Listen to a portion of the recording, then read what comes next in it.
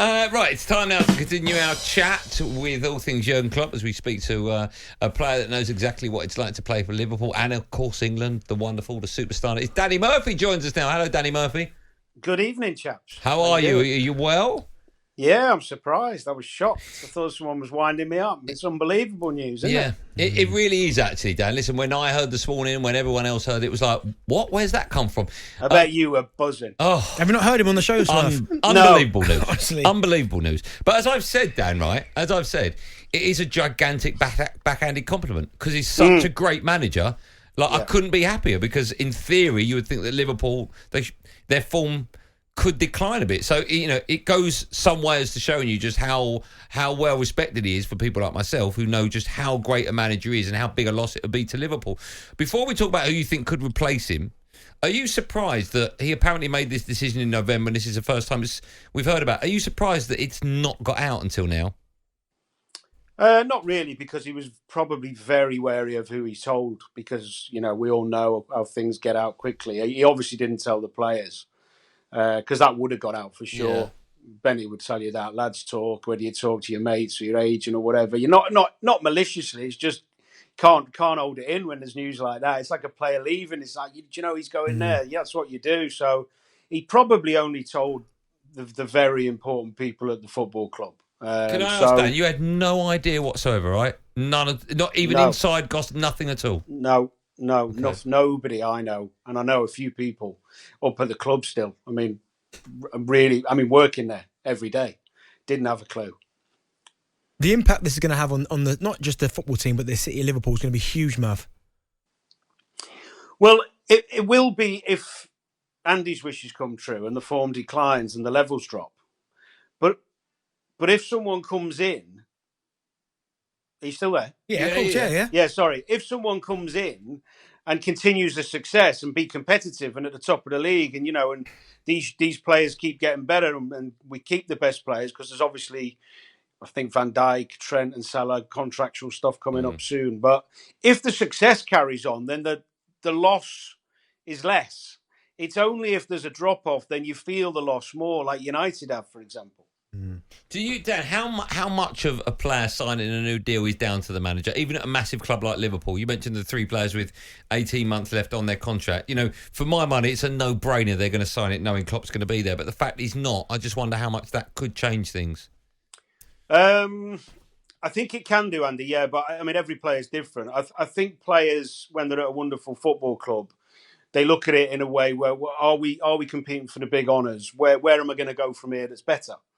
Now, if you're talking the cream of the crop, people like Trent or Virgil van Dijk, that type of level, then I think there's always the possibility that other big clubs in Europe will want them, therefore they might be able to turn their heads to Real Madrid, for example.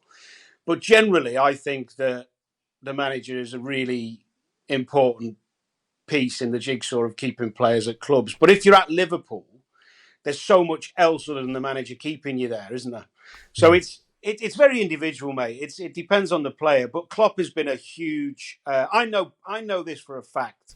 That Virgil van Dijk, when he could have gone to Arsenal, Man City, Chelsea, and Liverpool, and he met all the 4 managers, I know the deciding factor for him was Klopp. Wow, it's incredible. So, Smart, how important is it that Liverpool get the next appointment right, and who do you think that person is? Well, it seems obviously Alonso because of the fact he's got the Liverpool connection. He's one of the hottest young properties in Europe as a coach.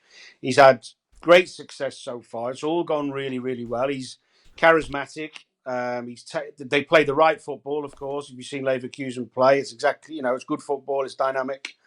I don't see anybody else as a standout candidate that you would have ahead of him with all those qualities. Now, there is anyone who comes in, there's a risk involved that they can't fill the boots of Jurgen Klopp and they don't possess all his qualities and experience. Of course, that is the worry for every Liverpool fan.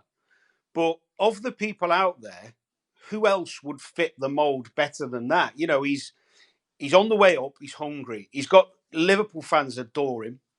He's had success already. Plays the right way, the right style. I don't see anybody else really fitting the bill. The only reason I don't think it'll be Alonso is if for some reason Madrid decides to change Ancelotti and maybe try and tempt Alonso. Dan, I know I've got to let you go. I'll leave you with this question if you could answer it, obviously. When you think that Jurgen Klopp joined Liverpool in, 2015 it was, so you got 32 opportunities to win a trophy. He's won just 4. Will his time there be seen as a success or not? Absolutely, because obviously the other 2 Champions League finals, losing out on 2 league titles on the last day with record number of points. The Europa League final, they threw away. But it's not just about the trophies. Now, if he'd won nothing, of course, but it's not just about the trophies. It's bringing Liverpool back to the top of the tree in Europe and domestically in our country. And for many years, if it wasn't for Liverpool and Klopp, I mean, can you imagine the dominance City would have had without him, without that Liverpool team? Thank God we got him, because that would have been a hell of a boring last 5 or 6 years. Merv, always a pleasure. Thanks for coming on, pal. Have a great weekend. Good luck tomorrow, Benty.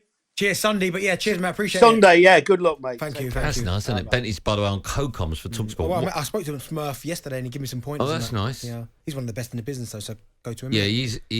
I was going to say the best in the business, but he's certainly up there. Yeah, I mean, Andy Townsend's up there for sure. He's brilliant. He's up there.